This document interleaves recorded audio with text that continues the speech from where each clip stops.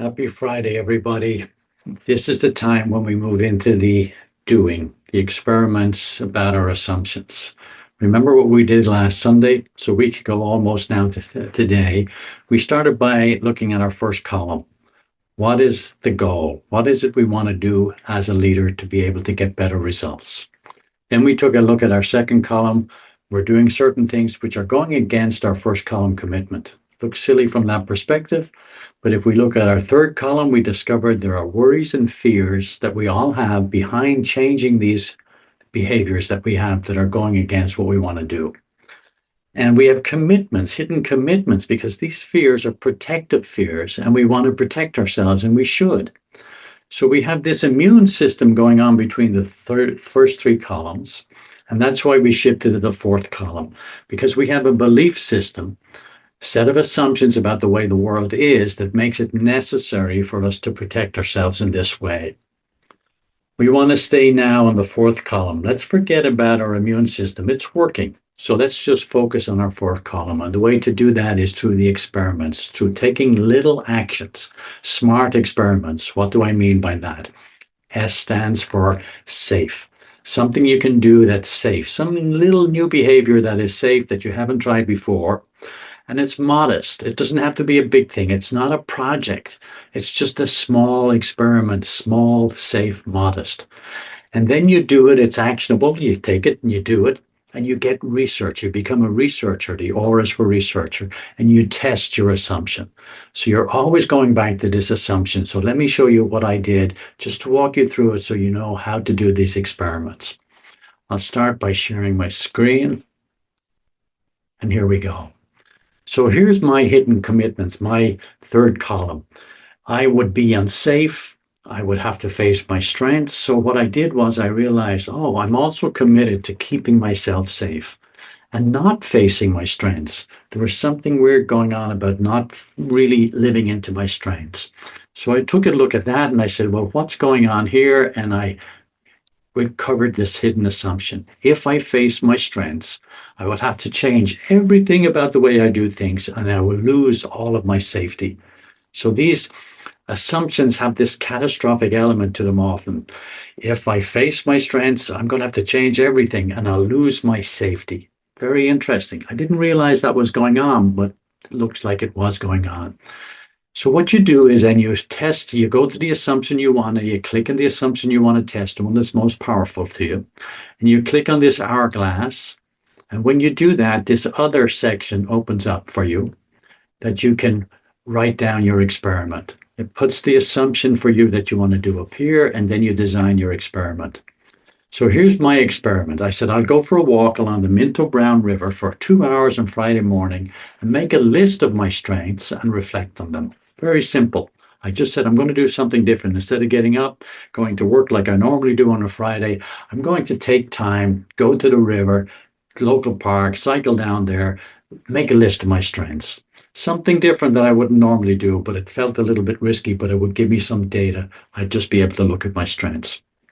So the data I collect, how do I think, feel, and experience in my body before I do the experiment, while I'm doing it, and after it? Always the same. What's going on in my mind? What's going on in my heart? What's going on in my body before, during, and after the experiment? And then how do people react to me? In this case, I said, how does Aisling, my wife, respond to me? Because she was curious about my experiment. I knew she'd be testing, see what's going on with me. So I wanted to see, well, how does she respond? So you get data from anything that's around you in the context. So then you go down from number 2 to number 3. What happened? See, when you do the experiment, you must come back and write up your data. If you don't write it, it stays in your mind and it's not clear. But when you write it, you get it out onto the paper and it becomes much more real. So I came back after doing the experiment and this is what I wrote down. Well, look at this. So it's data now. I want you to get this distinction between data and interpreting the data. So in this column, all you're doing now in number 1 is writing down the data, not the interpretation. Well, before I did the experiment, I was a bit anxious. I started thinking with myself, okay, I'll take my bag and I'll put my computer in my bag and I'll put my earphones in case I want to listen to a podcast because I have to use this time. I can't just take this time for myself. I was nervous about, I said, I knew I shouldn't take my computer. I knew I shouldn't take my earphones. So I took those out of the bag and I left them down. That made me nervous. Tells me that, oh, this is something different to really just say, this is a time to focus on my strengths. What's going on? So that's data. Then I started cycling downtown. And when I was cycling, strengths started coming into my mind. I started thinking about things that I'm good at. I'm good at thinking. I'm good at kind of believing that the universe is friendly. I have this sense of security. I have this sense that I'm well trained. I have a lot of strengths. So they started coming to my mind. Then as I'm cycling down, something strange happened. I felt tears well up in my eyes. Something moved me. And that happened 3 times as I'm cycling downtown. I just feel like crying, and I'm not exactly sure why I feel like crying. And then I realized, oh, this feels like just having this time to be with myself at my core is something about coming home. I'm coming home to be with myself and having a conversation with myself that's constitutive in a different way. So it felt like I was coming to that wholeness space that I was talking about last Sunday, not the developing place, this place of wholeness. So that was a strange experience. So then it goes on. I'll just explain it to you now. And it goes on. I collect the data. I start writing a list. I'm down at the river. I'm enjoying nature. I see a rabbit, see the waxwing, cedar waxwing birds. I see all sorts of things going on in nature. I'm happy about that. I'm peaceful. I begin to relax. I start making my list. I'm really surprised because I have 3 pages of lists. A whole list of strengths started popping up, and they don't feel like I'm blowing my own horn or anything like that. They just feel like, hey, this is strengths, right? So you can see my strengths. I made my list. I'm kind of surprised by how many strengths that I have. I'm beginning to feel calmer. I'm beginning to feel stronger. So then I get back on my bike and I'm cycling back through the park and I see everybody around. I was in a kind of isolated spot. Now I'm with people. There's all sorts of people in the park. And I notice, you know what?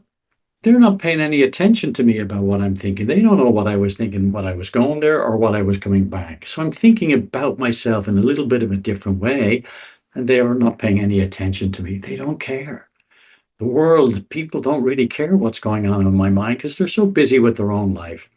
When I came home, Ashling asked me about my experiment. I told her about it, and she was interested, but she went about her own business. She was kind of focused on what she was thinking about. Oh, more data. This is about me. This is about what's going on in my mind.